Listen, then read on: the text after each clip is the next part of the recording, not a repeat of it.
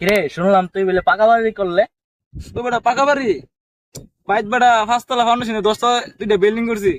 ঢাকা বেটা বনানীতে 2টা বেটা বিল্ডিং আছে 5 তলা 10 তলা। আর কি লাগবে বেটা? তোর কি বেটা কোনো উন্নতি হইব না? रुक तेरे को बताते।